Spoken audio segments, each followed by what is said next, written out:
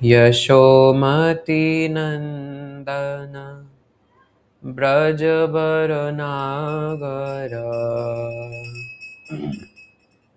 गोकुल रंजन कान्हा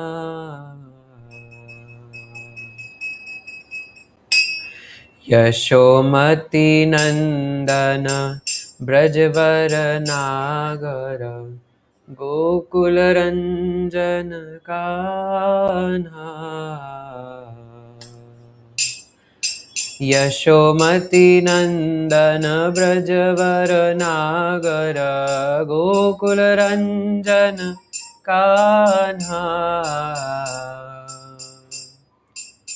गोपी पराण धन मदन मनोहर गोपी पराण धन मदन मनोहर कालिया दमन विधाना कालिया दमन विधाना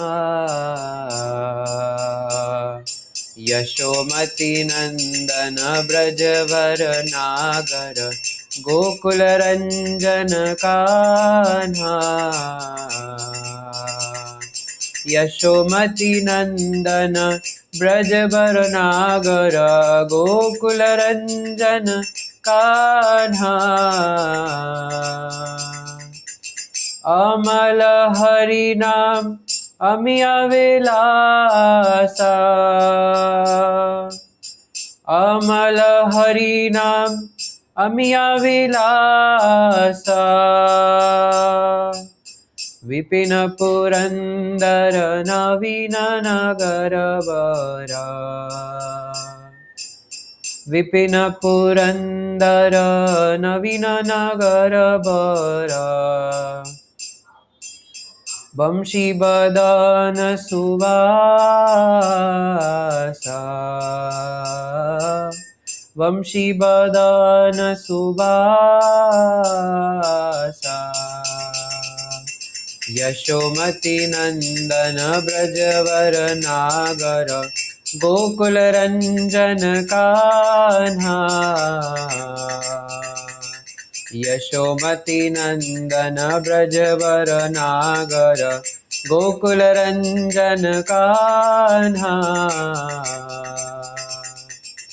ब्रज जन पालन सुरकुल नाशना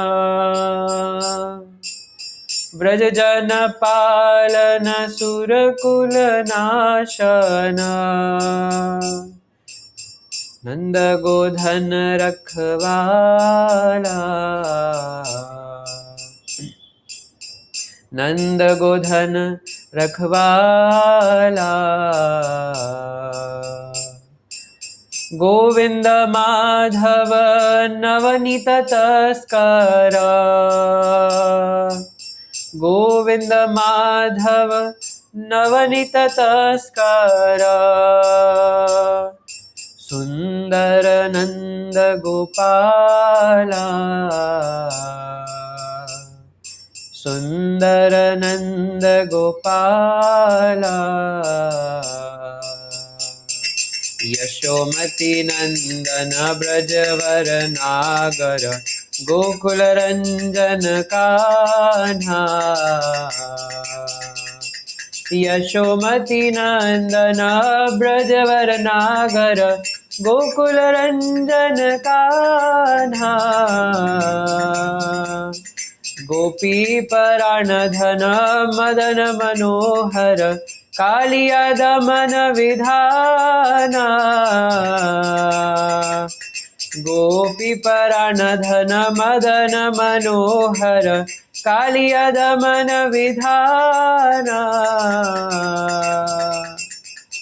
यमुना तट चर गोपी वसन हर यमुना तट चर गोपी वसन हर रास रसिक कृपा मोया रास रसिक कृपामोया श्री राधा वल्लभ वृंदावन नटवरा श्री राधा वल्लभ वृंदावन नटवरा भक्ति विनोद आश्रय भक्ति विनोद आश्रय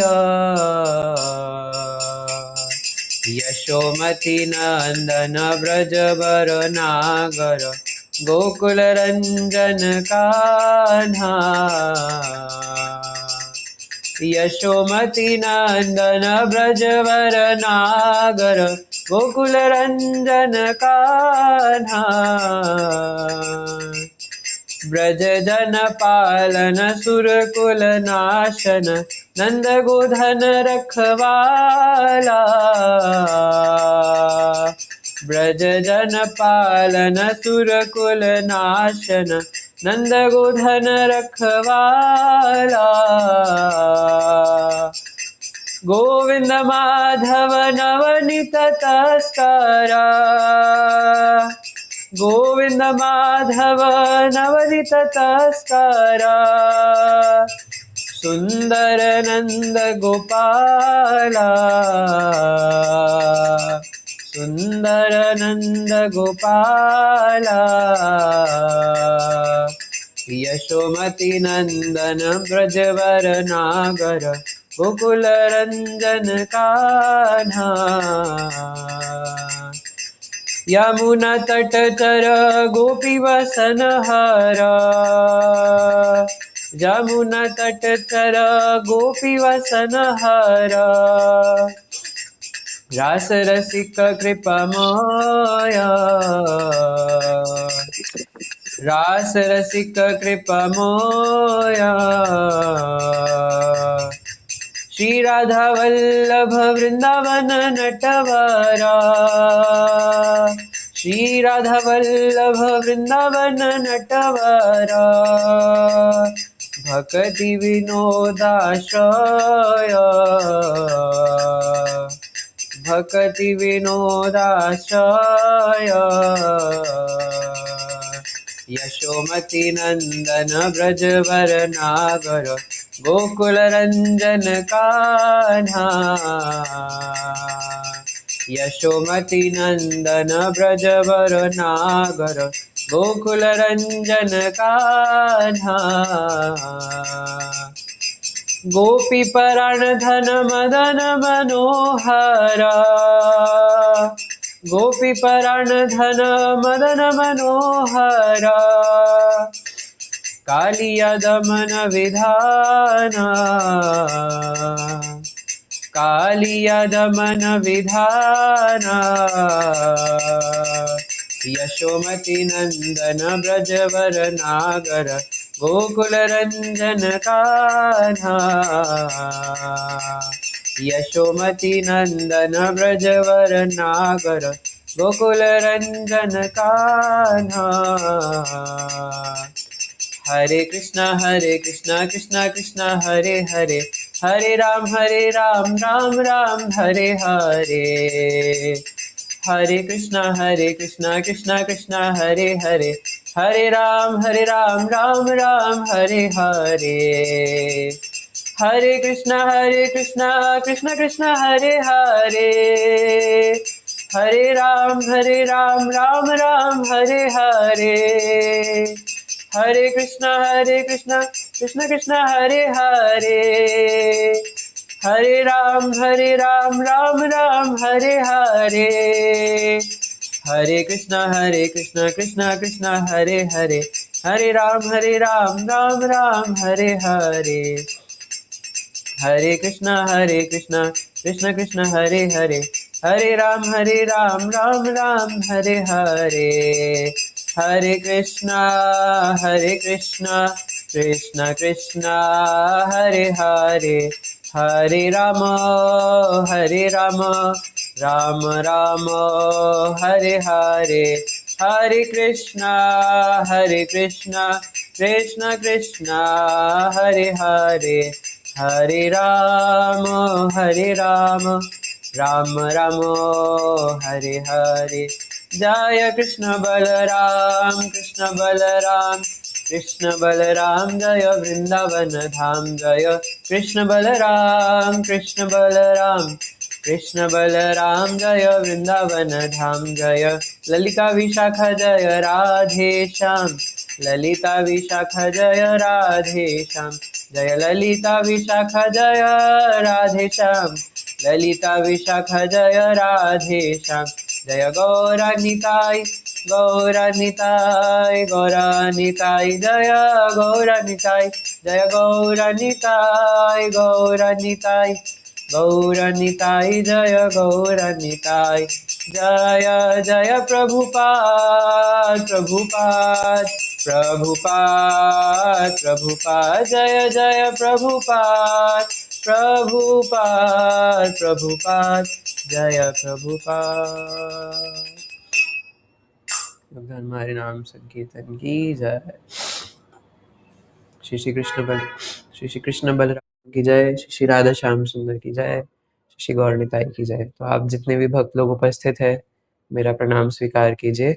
वांछा कल्पतरुभ्यश्च कृपा सिंधुभ्येव च पतितानां पावनेभ्यो वैष्णवेभ्यो नमो नमः। तो शुरू करने से पहले हम कुछ गुरु को प्रणाम करेंगे। गुरुवे गौर चंद्राय श्रीराधिका तदालय कृष्णाय कृष्ण भक्ताय तद्भक्ताय नमो नमः। नमस्तेस्तु हलग्राम नमस्ते मूसलयुधा नमस्ते रेवती कांता नमस्ते भक्तवत्सला नमस्ते धरणीधारा नमस्ते बलिनाम श्रेष्ठ प्रलंबारे नमस्तेस्तु त्राहि मां कृष्ण पूर्वजा जलधर शशिवर्णौ गोपवेशौ किशोरौ सहचरगणवृन्दहि क्रीडमानौ व्रजेशौ नटवरजितवेशौ नीलपीताम्बराढ्यौ जगत जनन हेतु राम कृष्ण नतोस्मि। नमो विष्णुपादाय कृष्णपृष्ठाय भूतले श्रीमते भक्तिवेदांत स्वामिनिति नामिने नमस्ते सारस्वते देवे गौरवाणी प्रचारिणे निर्विशेष निवादी पाश्चात्य देशतारिणे मूकं करोति वाचालं पंगुं लंगायते गिरिं यत्कृपातहं वन्दे श्रीगुरु दीनतारिणम्। हरे कृष्णा। तो आपका स्वागत है आज के बलराम कथा के छठे दिवस में। तो अब तो बस 2 दिन भी कहाँ, कल का दिन शेष रह गया है और परसों फाइनली बलराम पूर्णिमा आ गई है। और जिस दिन का इंतज़ार था, है ना, पता ही नहीं लगा कहाँ समय निकल गया और ये कथा सुनते सुनते हम लोग बलराम पूर्णिमा तक पहुँच गए। और आज हम लोग प्रलंबासुर को मारेंगे, फिर कोशिश करेंगे कल धेनुकासुर। अब विवाह तो हो नहीं पाएगा बलराम जी का। हो सकता है कि हम बलराम पूर्णिमा वाले दिन बलराम जी का विवाह करा सकते हैं। आई गेस लास्ट ईयर भी ऐसे ही हुआ था कि कथा हो नहीं पाई थी, तो फिर जिस दिन उनका जन्मदिन है उस दिन हमने उनकी शादी करा दी थी, है ना।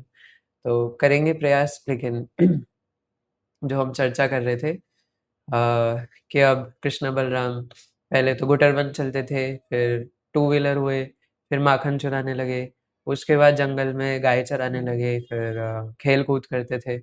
तो खेल कूद करते करते फिर नृत्य करते थे, सो जाते थे, झूला झूलते थे, कभी पानी में जल केली करते थे।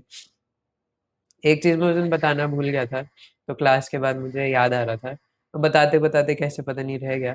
जब मैं ऐसे कह रहा था कि कृष्णा बीच में नृत्य कर रहे हैं और सारे मोर उनके पास इकट्ठे हो जाते हैं गोल-गोल होकर के, और मोर नृत्य कर रहे हैं और भगवान नंदनंदन बीच में खड़े होकर के वंशी बजा रहे हैं।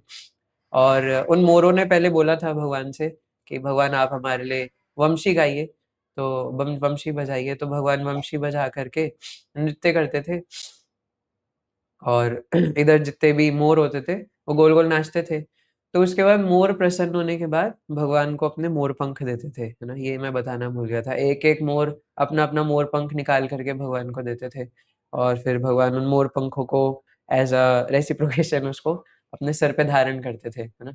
और ये देखने वाली बात है कि मंदिर में भी कई बार कृष्ण बलराम का जब दर्शन होता है, कभी तो सिर्फ़ एक मोर पंख लगाया हुआ होता है, कभी बहुत सारे मोर पंख होते हैं।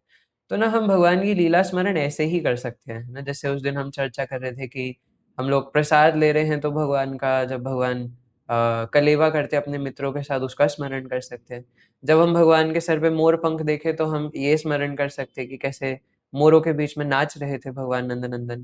तो इसी प्रकार अलग-अलग लीलाओं का हम लोग स्मरण भगवान के रूप कांति देख करके, भगवान की पत्रावली देख करके हम स्मरण कर सकते हैं कि कैसे गोप सखाओं ने अलग-अलग पत्रावलियाँ बनाई थी कृष्ण बलराम के, है ना? और कभी हम नृत्य करने का मन करे तो कृष्ण बलराम का नृत्य याद करें, है ना? गौर निताई का नृत्य याद करें। तो ये अलग-अलग तरीके हैं भगवान का स्मरण करने का, भगवान का लीला स्मरण करने का।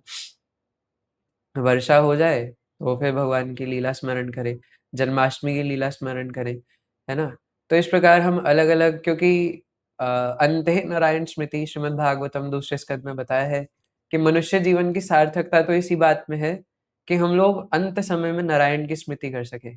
और ऐसा बिल्कुल नहीं होने वाला कि आपने आजीवन किसी स्त्री की या फिर आपने धन का स्मरण किया है और अचानक ही आपको अंत काल में नारायण का स्मरण हो जाए, ऐसा नहीं हो सकता, है ना? अगर नारायण का practice makes a man perfect and women also, है ना? उन्होंने कोई गलती थोड़ी की है। तो पूरे जीवन हम जिनका स्मरण करेंगे, वही स्मरण हमें अंतकाल में होगा। तो इसलिए इन कथाओं को हमें इस भाव से सुनना चाहिए। कथा पे आगे बढ़ेंगे, लेकिन पहले तत्व सिद्धांत ज़्यादा ज़रूरी है। सिद्धांत बलिया चित्त नहीं करो आलस। तो इसलिए उन कथाओं को हमें हृदय में उतारने के लिए पहले हृदय को निर्मल बनाना पड़ेगा। और ये भी बात है कि कथा सुनते-सुनते अपने आप ही हृदय निर्मल हो जाएगा। हमें बहुत चिंता होती है कि मेरे अंदर बहुत लस्ट है, मैं ब्रह्मचर्य नहीं पालन कर पा रहा, ये है, वो है। अरे ये सब तो साइड प्रोडक्ट है ना? ब्रह्मचर्य पालन कर भी लोगे तो क्या हो जाएगा, है ना? इतने सारे पे पत्थर होते हैं, क्या वो ब्रह्मचारी नहीं है, है ना? उन्होंने हाँ, प्रभु जी अजामिल का हमने सिर्फ़ वो वाला स्टोरी पढ़ा है ना कि अजामिल का फॉल डाउन हो गया था, लेकिन फॉल डाउन भी तो हुआ था। यानी अजामिल ने पहले से भक्ति करी हुई थी। Ajamil was a devotee. तो ऐसा नहीं है कि वो अचानक से उनको स्मरण हो गया था। अचानक उनको भी नहीं हुआ था, उनकी बहुत सुकृति थी, उनके पास बहुत भक्ति थी। वो तो बाय चांस ऐसा हुआ कि पूर्व संस्कारों के वजह से वो बहक गए और ऐसा पॉसिबल है। इसमें ये भी कोई बड़ी बात नहीं है कि अरे क्यों बहक गए? नहीं, श्रील विश्वनाथ चक्रवर्ती ठाकुर बताते हैं इसमें कोई बड़ी बात नहीं है। पूर्व संस्कार के वजह से कोई भक्त का फॉल डाउन हो सकता है एंड इवन हमें भी, हमें जो किसी अगर और भक्त के साथ ऐसा हो जाए, तो हमें उन्हें जज नहीं करना चाहिए बिल्कुल भी, अपराध बन सकता है। क्योंकि अजामिल का जैसे बाद में उद्धार हो गया, तो क्या पता उस भक्त का भी हो जाए, जिसको हम जज कर रहे हैं। क्योंकि भगवान के घर देर है पर अंधेर नहीं। तो इसलिए हम कोई नहीं होते किसी को जज करने वाले, है ना? तो इस प्रकार क्या हुआ कि फिर अजामिल का भी हुआ, है ना? तो इसलिए भगवान की कथा श्रवण करना चाहिए और ये ब्रह्मचर्य पालन ये सब तो बात की बात है, तो अपने आप हो जाएगा। लेकिन भगवान की कथाएँ सुननी चाहिए। तो भगवान इस प्रकार जाते थे, तो बलराम जी तो भगवान कृष्ण के वो तो सेवक भगवान हैं, तो वो तो पूरी तरीके से कृष्ण स्मरण में लगे रहते थे, कृष्ण चिंतन में डूबे ही रहते थे। तो एक बार जैसे यहाँ पर भी बताया है कालिया दमन विधाना। तो जब भगवान कालिया को मारने वाले थे जिस दिन, है ना? तो उस दिन बलराम जी नहीं गए थे। क्यों नहीं गए थे आपको पता है, क्योंकि कालिया साँप है और बलराम जी तो साँपों के सरदार हैं, अनंत शेष हैं। तो वो नहीं गए क्योंकि कालिया ने पहले ही ईमेल कर दिया था कि दाऊ आप मत आना। आप आओगे तो मैं मेरे से हो नहीं पाएगा, मैं परफ़ॉर्मेंस नहीं कर पाऊँगा। परफ़ॉर्मेंस तो ऐसे कृष्ण को करनी थी, पर मुझसे नहीं हो पाएगा, आप मत आना, आपसे डर लगता है। तो बलराम जी नहीं आए थे, बलराम जी घर पे ही थे और कृष्ण अपने सखाओं के साथ गए थे। तो लंबी कथा है, मैं संक्षेप में बोल रहा हूँ क्योंकि वो हमारा टॉपिक नहीं है आज का। तो फिर भगवान अंदर चले गए ना, और पहले तो बछड़े और बच्चे बेहोश हो गए थे, भगवान ने उन्हें बाहर निकाला। फिर खुद वहाँ कालिया घाट से कूद करके कालिया के ऊपर कूदे और फिर अंदर ही चले गए। और फिर 6 घंटे तक भगवान नदी के अंदर थे, यमुना नदी के अंदर, और 6 घंटे तक बाहर ही नहीं आ रहे थे। चाहते तो पहले भी कालिया को मार सकते थे, लेकिन भगवान ने देखा यार ये बछड़े और सखा तो बेहोश पड़े हैं, कोई है नहीं यहाँ पर मेरा नृत्य देखने वाला। सो कृष्णा इज़ वेरी पॉसेसिव, है ना? उनको ऑडियंस चाहिए, और जहाँ ऑडियंस नहीं होती ना, और अगर कोई ऐसे होगा ना कि भगवान की जगह कहीं और चला जाएगा, उनको गुस्सा आ जाता है। और ये हम हर लीला में देख सकते हैं। दामोदर लीला में भी जब यशोदा मैया उनको साइड में पटक के चली गई थी, उनको इतना गुस्सा आया कि उन्होंने ऐसे उठाया पत्थर सा और सीधा दे के मारा और इधर-उधर दही फैल गया पूरा। तो उनको गुस्सा आ जाता है अगर कोई उनको छोड़ करके कहीं और चला जाए। ऐसे ही हम लोग देखते हैं कालिया लीला में, शक्टासुर लीला में भी यही हुआ था, है ना? अगर उसको इंटरनल भाव से देखेंगे कि यशोदा मैया ने घर के काम-काज करने के लिए उनको शकट के नीचे लिटा दिया था, उन्हें लात मार के उड़ा दिया पूरा। तो उनको अटेंशन लवर है वो, है ना? इसलिए ये चीज़ हमारे लिए भी सीखने वाली बात है। भगवान गीता में कहते हैं माम चायो अव्यभिचारेण भक्ति योगेन सेवते, कि मेरे को ऐसे भक्त पसंद है जो अव्यभिचारी तरीके से मेरी भक्ति करते हैं। व्यभिचार का मतलब होता है कि कोई जैसे जनरली ऐसे स्त्री के लिए बोला जाता है कि चेस्ट वाइफ जैसे होते हैं, तो अगर वो अपने पति के अलावा कहीं एक्स्ट्रा मैरिटल अफेयर कहीं बाहर बॉयफ्रेंड बनाएंगे, मैं तुझसे मिलने आई मंदिर जाने के बहाने, तो ऐसे अगर करेंगे तो उसको बोलते हैं व्यभिचार, कि वो अपने पति की जगह कहीं और जा रही है ना? ऐसे मतलब पति के लिए भी हो सकता है, बट व्यभिचार का ये मतलब है कि अपने हस्बैंड या वाइफ की जगह कहीं और जा रहे हैं मुँह मारने। तो भगवान भी यही कहते हैं कि मुझे ऐसे भक्त नहीं चाहिए जो बोले कि हाँ, भगवान आप भी हो हृदय में, लेकिन आपके अलावा कोई और भी है ना? तो ये नहीं चलेगा। तो भगवान कहते हैं कि मैं तो कंप्लीटली मैं, है ना? मुझे पूर्ण प्रोप्राइटरशिप चाहिए। ये जैसे वो कहते हैं घर का बँटवारा कर दो। ये मुझे हृदय का बँटवारा नहीं चाहिए। चाहिए तो पूरी प्रोप्राइटरशिप चाहिए, नहीं तो मत दो, है ना? तो भगवान का यही सिस्टम है ना? अब अ, है ना? अब हमें अपने आप को प्रिपेयर करना चाहिए फिर उस हिसाब से कि अगर हम जैसे यहाँ पे तो ज़्यादातर प्रभु जी ही है ना? तो अगर हमारे हृदय में हम किन्हीं माता जी को रखेंगे तो फिर माधव कैसे आएँगे हृदय में, है ना? तो इसलिए अपने हृदय में हमें किसी को नहीं रखना चाहिए। जैसे मीराबाई कहती है कि मेरे तो गिरधर गोपाल दूसरों ना कोई। तो वैसे ही हमें भी अपने हृदय में श्याम सुंदर को रखना चाहिए, ना कि सेनोरिटा को, है ना? तो इस प्रकार बलराम जी भी पूर्ण कृष्ण भावना में रहते हैं। तो कृष्ण ही हैं, भगवान ही है, सेवक भगवान ही है। तो जब कालिया के पास भगवान थे, वहाँ पर भी 6 घंटा उसकी कुंडली में अंदर बैठे हुए थे। वहाँ पे आलिंगन करके बैठा हुआ था कालिया उनको। और भगवान बोल रहे अभी रुक जाओ, पहले सबको आने दो, फिर नाचने बाहर निकलेंगे। तो फिर 6 घंटे बाद बाहर निकले, लेकिन उससे पहले जब भगवान कालिया की कुंडली में थे, तो बलराम जी ना घर में ऐसे सो रहे थे लेट करके। तो बलराम जी जोर-जोर से चिल्लाने लगे सोते-सोते, "ए कृष्णा! तू अपने आप को क्या समझता है ना? ये तेरे वजह से ब्रजवासी इतने परेशान हो रखे हैं। तो मुझे तो पता है ना कि तू भगवान है। अब बाहर आ जा। अब इतनी हरकतें मत कर। तू इतनी देर से कालिया की कुंडली में सोया पड़ा है। अब बाहर आ जा। ये ब्रजवासी तेरे चक्कर में बहुत परेशान हो रहे हैं लाला।" तो सब लोग बलराम जी के मुँह के सामने खड़े हो गए, ये क्या बोल रहा है ना सोते-सोते, कि नंदलाल तू भगवान है, बाहर आ जा, क्या बोल रहा है ये? और बलराम जी जब ऐसे बोल रहे थे तो नींद में थे और पूरा उनका अंग कांति कैसा गोरा, लेकिन बलराम जी काले हो गए, है ना? क्योंकि वो कृष्ण भावना में कृष्ण कथा करते-करते खुद ही सांवले वर्ण के हो गए, है ना? तो ये शुद्ध भक्ति की महिमा, तो सेवक भगवान है, कृष्ण ही है। तो बोलते-बोलते खुद ही कृष्ण के अंग कांति के हो गए। ऐसा तब भी हुआ था जब बलराम रथ यात्रा के समय द्वारका आए थे और द्वारका से वृंदावन आए थे और गोपियों को सांत्वना दे रहे थे। तब भी भगवान का अंग कांति मतलब कृष्ण वाली जो गोपियाँ थी, तो राधा कुंड में बलराम जी जब उनको सांत्वना दे रहे थे, तब भी उनका अंग कांति श्यामल वर्ण का हो गया था।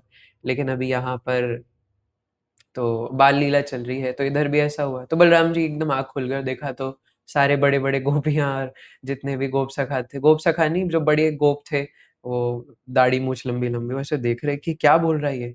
तो बलराम जी एकदम शर्मा गए, एम्बैरेस हो गए कि ये मैंने क्या बोल दिया। तो ऐसे हाँ ऐसे करके दोबारा सो गए। ऐसे दिखाया कि मैं तो नींद में बोल रहा था। तो सारे गोपियाँ हँसने लगे कि लगता है ये नींद में था और सपने में बोल रहा था। तो कोई वृंदावन में मानता ही नहीं था कि कृष्ण भगवान है, वो किसी भी असुर को मारते थे, तो उनको गोबर में नहला देते थे, इसलिए भगवान बोलते अगली बार नहीं मारूँगा, ये मुझे नहला देते गोबर में। तो इस प्रकार अब ब्रज में जाते थे, अलग-अलग वनों में, गोवर्धन जाते थे, वहाँ पे गाय चराते थे। मैं पहले एक बार बताया था कि काम्य वन में जहाँ पे व्योमासुर को मारा था, वहाँ कर ऊपर पहाड़ी पर हम लोग जाते हैं। मुझे तो थोड़ा डर लगता है ऊपर चढ़ने में, है ना? लेकिन भगवान के भरोसे चढ़ जाते हैं ऊपर। तो अ, वहाँ पे पत्थर के ऊपर भगवान के चरण के, भगवान के लकुटी के और भगवान के गायों के खुर के निशान हैं। तो उसकी लीला कुछ इस प्रकार है कि बलराम जी, कृष्ण और पता नहीं क्यों पहाड़ों के ऊपर जाते थे गायों को लेकर के, है ना? मैं तो वहाँ पे चढ़ रहा था तो मुझे फ़ोबिया है, ऊपर ऊँचाई से डर लगता है। तो मुझे तो हर एक स्टेप पे कृष्ण बलराम बोलते हुए जा रहा था। तो मुझे ऐसा लग रहा था यार इन्हें इतनी ऊपर आने की क्या ज़रूरत है? थोड़ा नीचे नहीं चढ़ा सकते क्या? है ना? तो इतनी ऊपर जाके गायों को ले जाते थे और गाय भी ऊपर चली जाती थी और मतलब वहाँ मैं बैठ-बैठ के चढ़ रहा था ऐसे ऊपर कुत्ते की तरह। तो उधर की लीला ये है कि लाखों-लाखों गाय थी भगवान की, इधर-उधर फैल जाती है हर जगह पे। तो भगवान उनको बुलाने के लिए अपनी वंशी बजाते हैं और भगवान ने ऐसी वंशी बजाई कि वो पत्थर पिघल गया और पत्थर पिघलने की वजह से उसपे भगवान के लकुटी के, भगवान के चरण के, इवन बलराम जी के भी चरण के निशान हैं वहाँ। भगवान के हाथ के और अ, गाय के खुर के, तो वहाँ पे निशान है ना? तो हमने तो देखे थे एकदम बिल्कुल मतलब एग्ज़ैक्ट बने हुए हैं वहाँ पे। और वहाँ पे बजानी शिला है ना? उसको बजा कर के आवाज़ आती है टन-टन। तो इस प्रकार अलग-अलग ऐसे जगहें हैं जहाँ पे भगवान अलग-अलग लीलाएँ करते थे। गोवर्धन में फिसलनी शिला है। हम तो ख़ैर नहीं चढ़ते उस पे क्योंकि हम ये सोच के कि कृष्ण बलराम उस पे है ना? जैसे झूला झूलते थे। तो ये सब हम आजकल जो भी करते हैं सब भगवान से ही आया है। हम लोग सोचते हैं हमने कुछ नया बना दिया। तो झूला भी झूलते थे, तो भी है ना? ये सब भी करते थे। लेकिन अब असुर भी आते थे कि कंस असुर भेजता था कृष्ण बलराम को मारने के लिए। तो अब भगवान असुरों को मारने लगे अब थोड़ा, क्योंकि उनको भी होता था चलो यार थोड़ा एडवेंचर करें, हमें भी होता है और छोटे बच्चों को तो खासकर होता है कि कुछ एडवेंचर करे। कहीं रस्सी पे चढ़ जाए, कहीं नदी में कूद जाए, कहीं क्या कर दे, कहाँ उछल ले, कहाँ कूद-फांद कर दे, है ना? तो बलराम जी तो ख़ैर भद्र थे, उनको इतना नहीं होता था, है ना? तो लेकिन कृष्ण को रहता था ये कुछ तो एडवेंचर होना चाहिए, वो तो हर जगह उनका बस चले तो हर जगह शरारत ही करते रहते थे। तो और ऊपर से ऐसा होता है कि जब आप कुछ एडवेंचर करते हो बहुत ज़्यादा तो भूख बढ़ जाती है। तो दिन में कलेवा करने के लिए बैठते थे, गाय तो चराते थे बट सोचते थे थोड़ा कुछ भूख बढ़ाने के लिए कुछ एपेटाइज़र सा हो जाए। तो एक असुर मारते थे, फिर असुर मार के थक जाते थे, फिर बैठ के स्नान करके और फिर वहीं पे भोजन करते थे एक साथ। तो ऐसे असुर आने लगे कंस के कहने पे, इसलिए बोला ब्रज जन पालना असुर कुल नाशना, ये असुरों का नाश करते हैं। तो ऐसे ही ज़्यादातर तो असुर कृष्ण ने मारे थे, पर इसमें से 2 असुर हैं वृंदावन में जो बलराम जी ने मारे थे। टोटल 4 मारे हैं बलराम जी ने। एक तो अपना प्रलंबासुर, धेनुकासुर, द्विविद गोरिल्ला, इस प्रकार से 4 मारे टोटल। एक शायद नैमिषारण्य में और एक शायद द्विविद कहाँ आया था? द्वारका में, और ये दोनों तो वृंदावन में है ना? प्रलंबासुर और धेनुकासुर। तो आपने मतलब ये तो हम सुनते ही हैं कि प्रलंबासुर को कैसे मारा था, पर प्रलंबासुर प्रलंबासुर बना कैसे, है ना? ये भी एक कथा है, गुरु महाराज बताते हैं। तो क्योंकि कुछ नया होना चाहिए, है ना? वैसे तो ये कथा हमने लास्ट ईयर भी चर्चा करी थी, अब क्या करें भगवान वही है, असुर भी वही है, कथा भी वही है। अब वही कथा बार-बार बोलनी होती है ना? लेकिन भगवान की कथा नित्य नवीन है। तो ये प्रलंबासुर एक्चुअली पहले देवता था, है ना? ये असुर से पहले हरि भक्त था और गंधर्व लोक में गंधर्वों का बेटा था, इनका नाम था विजय, है ना? और हरि भक्त थे, भगवान की उपासना करते थे। तो एक बार क्या हुआ कि कैलाश पर्वत में सेकंड कैलाश पर्वत में कुबेर जी का एक बड़ा-सा गार्डन था, कुबेर जी देवताओं के ट्रेज़रर का बड़ा-सा आरबीआई होता है उधर, तो वहाँ पे रिज़र्व बैंक ऑफ देवता आरबीडी, तो उधर वहाँ पे उनका बड़ा-सा गार्डन है, बड़ा-सा महल है, पूरी वाटिका है, तो वहाँ पे बड़ा-सा उनका गार्डन है जहाँ पे बहुत सारे फूल उगते हैं, है ना? और सिर्फ़ इस जगत के ही नहीं और वहाँ पे कई देवताओं के जगत के भी अलग-अलग फूल उगते हैं, तो खूब खुशबूदार गार्डन है, बहुत बड़ा-सा विशाल। उसका नाम है सौगंधिक वाटिका, जैसे नंदनकानन है इंद्रदेव का स्वर्ग में, तो ऐसे ही इनका भी बहुत नंदनकानन से भी बहुत खतरनाक और बहुत बढ़िया-सा गार्डन है। तो इधर जितने भी गंधर्व थे, जितने भी देवी-देवता थे, वो अपने सर में लगाने के लिए, फूल तोड़ने के लिए, चोरी करने के लिए आते थे कुबेर के गार्डन में। तो ये फूल चुराने की प्रथा तो बहुत पहले से ही फ़ेमस है, फूल चुराने के लिए आते थे। और महाराज जी बता रहे थे जैसे गणेश पूजा आएगी अभी तो उड़ीसा में तो ऐसा नियम है कि फूल चुराने ही है, फूल चुरा कर के ही चढ़ाने हैं, यूज़ करने हैं। तो हमें भी कई बार हम तो मतलब मैं तो ऐसी जगह रहता हूँ तो फूल ही नहीं मिलते, तो कई बार तो दूसरों के घर में घुस के चुराने भी पड़ते हैं, है ना? तो करना पड़ता है, क्या करें? और अब फूल किसी के बाप के तो है नहीं, है ना? किसी के बाप के तो पूरे अनंत कोटि ब्रह्मांड के मालिक है ना? सबके बाप है, तो उनके हैं, तो कोई क्या ही बोलेगा, है ना? तो इसलिए चुरा लेते हैं। तो कई देवी-देवता आते थे, अब कुबेर जी अपने गार्ड्स को भेजते थे कि जाओ ज़रा मेरे लिए फूल तोड़ कर के लाओ। उनकी जो प्रजा थी, अब वो जाते थे तो फूल होते ही नहीं थे, वो पहले ही तोड़ के ले जाते थे सारे। अब कुबेर जी को तो आकर बताते थे कि वहाँ तो फूल ही नहीं है। फूल नहीं है? अरे इतना बड़ा गार्डन है, इतने सारे गार्डनर रखे हुए हैं, इतना फर्टिलाइज़र डलवा रहे हैं, क्या कह रहे हो फूल नहीं है? ऐसा कैसे हो सकता है? वो पता नहीं क्या हो गया, कौन उठा के ले गया, क्या हो गया, क्या नहीं। तो उन्होंने तो बहुत डाँटा अपने गार्ड्स को कि तुम पागल हो क्या? तुम ध्यान नहीं रख सकते? एक फूलों का ध्यान नहीं रखा जा रहा तुमसे, तो बोले कि तुमसे नहीं हो पाएगा, मुझे कुछ करना पड़ेगा। तो कुबेर जी श्राप दे देते हैं। तो कुबेर जी श्राप ही दे देते हैं कि जो भी अब फूल तोड़ने आएगा वहाँ सौगंधिक वाटिका में, असुर बन जाएगा।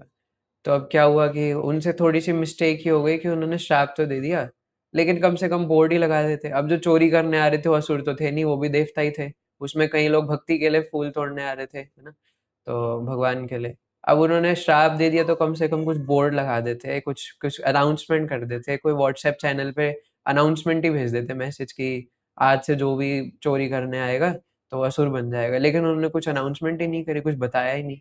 अब बाय चांस ही हो गया कि अगले दिन ही सुबह सबसे पहले ये आ गए, जो विजय नाम के गंधर्व थे, और ये आकर के फूल तोड़ने लगे भगवान की सेवा के लिए।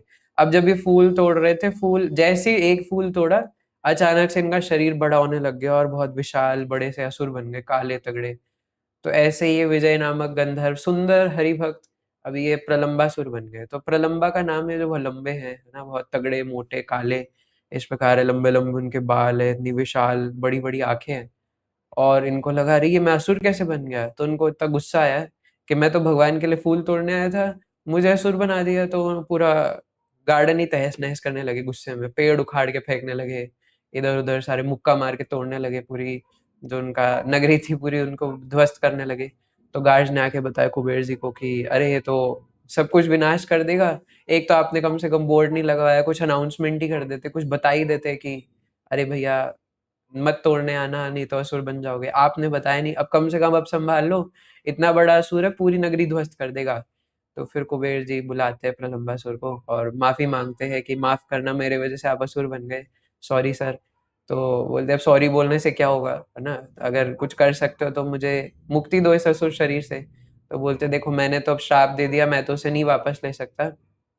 अब एक ही उपाय है कि अभी द्वापर युग आने वाला है, 7वें मनवंतर का, 28वें चतुर्युग का द्वापर आने वाला है, और साक्षात भगवान अनंत देव आने वाले हैं।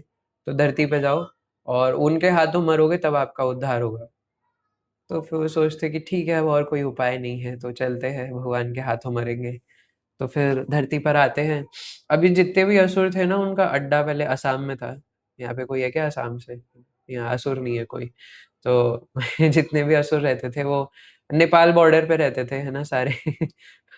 वो जो लाइन है ना पूरी यूपी से लेकर के असम तक, तो उधर रहते थे सारे असुर पहले। और वहाँ पे बड़ी बड़ी खाड़ियों के अंदर और बड़े बड़े पहाड़ों के बीच में ऐसे असुर रहते थे। तो कंस वहां पर जाकर के उनसे लड़ाई करता था। ये पूतना, अघासुर, ये सारे भाई बहन है ना। अब और मतलब आपको पता होगा शायद अघासुर और पूतना, आपको पता है भाई बहन है। अब आप बोलोगे यार पूतना तो फीमेल है और ये अघासुर तो सांप है, तो ये भाई बहन कैसे हुए? लेकिन वो असुर शरीर में कुछ भी बन सकते हैं। एक्चुअली मैंने ऐसा भी सुना है कि पूतना जो है वो कुछ राक्षसों की प्रजाति है। पूतना उसका नाम, मतलब पर्सनली उसका नाम नहीं था, मैंने ऐसा भी सुना है कई भक्तों से, मुझे नहीं पता कितना सत्य है। लेकिन पूतना सिर्फ उस एक जो लड़की कह रहा हूँ ना, वो जो असुरनी थी उसका नाम नहीं था। पूतना प्रजाति का नाम है एक राक्षसों की, तो जो भी है खैर। तो सारे असुर असम में रहते थे। तो कंस अपना फ्लाइट करके जाता था उधर, है ना, इंडिगो से। और फिर उधर जितने भी ये असुर है इनको हराता था। और फिर अब वो हार जाते थे। अब कंस तो उस टाइम इतना प्रचंड, तो बोलता था कि ठीक है अब आप मथुरा के रहो, तो फिर मेरे नौकर बनो। तो वो हार जाते थे तो उनका नौकर बनना पड़ता था कंस का। तो वो आकर के मथुरा में टूप्लेक्स अपार्टमेंट रह के रहते थे। कंस ने दे रखा था, इतनी बड़ी विशाल मथुरा नगरी है, तो एक एक अपार्टमेंट दे रखा था उनको। ब्रह्मचारी आश्रम में रहते थे सारे असुर, एक एक प्रलंबासुर का अलग, पता नहीं कितने बड़े आश्रम देने पड़ते होंगे उनको, लंबे चौड़े। तो अब पूतना को भगवान आउट कर चुके थे, शक्टासुर, तृणाव्रत, ये सारे जा चुके थे। शायद बकासुर भी शायद मर चुका था।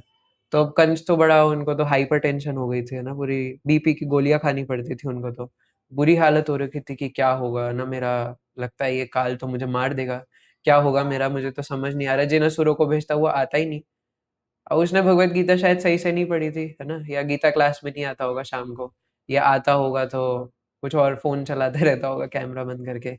इसलिए उसे पता नहीं है कि यद गत्वा न निवर्तन्ते तद धाम परमम मम, कि एक बार जो मेरे धाम को आता है वो वापस नहीं जाता, और जो एक बार वृंदावन में आ गया वो नहीं निकल सकता बाहर। तो जो सचमुच में वृंदावन आ गया, तो वो असुर वृंदावन जाते थे बट लौट के नहीं आते थे। यहाँ भक्ति जीवन में एंट्री है बट एग्जिट नहीं है। तो अब जितने भी जा रहे थे वो वापस नहीं आ रहे थे, बट कंस को कौन समझाए।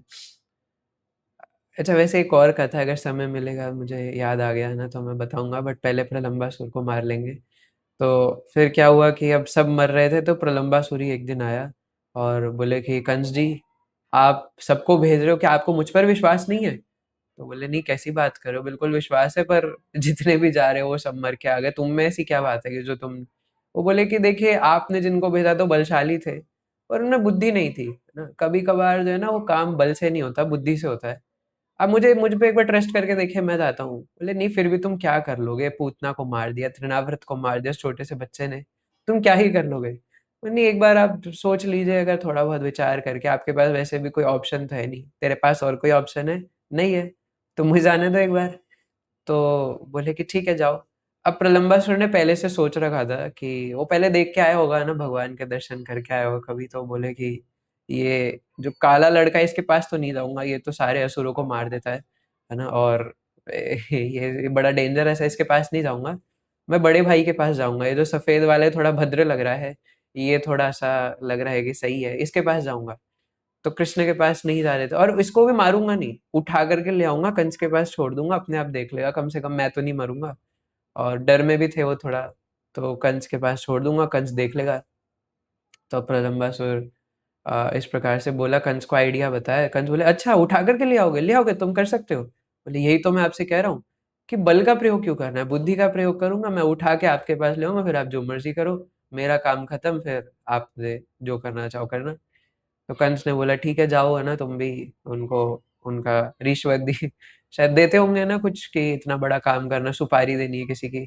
तो अब प्रलंबासुर आए वृंदावन में, तो कृष्ण बलराम अलग अलग गोचारण लीला, अलग अलग सखाओं के साथ खेलना, ये सब तो करते ही थे। मैं सोचा थोड़ा डिटेल में बताऊंगा, बट मुझे एक कथा और याद आ गई जो मैं समय की पाबंदी खत्म होने से पहले कहना चाहता हूँ। तो अभी ये आए तो उन्होंने देखा कि कृष्ण बलराम अलग अलग खेल खेल रहे हैं। कभी हाइड एंड सीक खेलते थे, है ना, कि कभी कभी कृष्ण की डाइन होती थी, तो कृष्ण झाड़ियों के पीछे जाके छुप जाते थे, और नहीं सॉरी, मतलब कृष्ण छुपते थे, और जैसे अन्य ग्वाल सखा भी छुपे हुए, किसी एक सखा की डाइन होती थी पकड़ने की, तो सारे सखाओं को ढूंढ लिया। अब कृष्ण को पकड़ना कोई मुश्किल नहीं होता था, क्यों?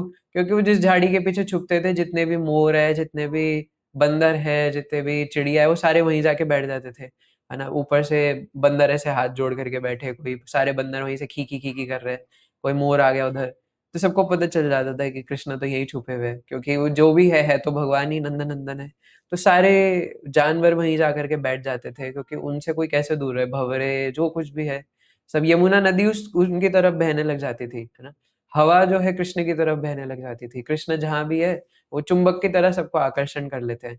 इसलिए तो प्रहलाद महाराज श्रीमद् भागवतम में बोलते हैं कि भगवान, मेरा मन तो उस लोहे के टुकड़ों के समान है और आप तो चुंबक है, तो मुझे तो मेरा मन तो स्वाभाविक आपकी तरफ आकर्षक हो जाता है, इसमें मेरी क्या, मैंने तो कुछ भी नहीं किया है, चुंबक से तो लोहा आकर्षक होगा ही, है ना। और जब उनसे पूछते भी कि प्रहलाद मान जाओ, मत करो, तुम क्यों इतने जिद पर अड़े हुए हो नारायण की भक्ति करने पे, तो मैं जबरदस्ती थोड़ी ना कर रहा हूँ, वो तो चुंबक की तरह है, मेरा मन स्वाभाविक ही उनकी तरफ आकर्षित हो जाता है। ऐसी भगवान के जो शुद्ध साधु होते हैं वो भी बहुत आकर्षक होते हैं चुंबक की तरह, वो जहां भी जाते हैं वो पकड़ लेते हैं, है ना? वो चुंबक की तरह खींच लेते हैं। और एक बार अगर कोई ऐसे शुद्ध साधु से मिल गया तो ना साधु उसको भूलते हैं फिर कभी, और ना वो, है ना, उन साधु से फिर पीछा छुड़ा पाता है, तो क्योंकि वो भगवान के शुद्ध भक्त है। तो इस प्रकार प्रलंबासुर ने देखा कि इस प्रकार खेल रहे हैं, तो सोच रहा था खड़े खड़े कि क्या करूं।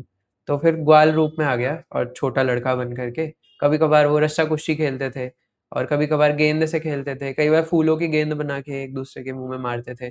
कई बार मुंह में चली जाती थी तो लड्डू समझ के, कई मधुमंगल खा लेते थे तो कड़वा समझ के फिर फेंक देते थे थूक के, है ना। और भगवान के महाराज जी बता रहे थे कि भगवान से थोड़े बड़ी उम्र के उनके भक्त थे वरुण नाम के, है ना, तो वो थोड़े सीनियर थे और वो थोड़े भद्र थे, तो वो कई बार ऐसे खेलते थे ना कृष्ण के साथ, हमारे भी एक वरुण प्रभु जी है, तो इस प्रकार वो खेलते थे कृष्ण के साथ, बलराम के साथ।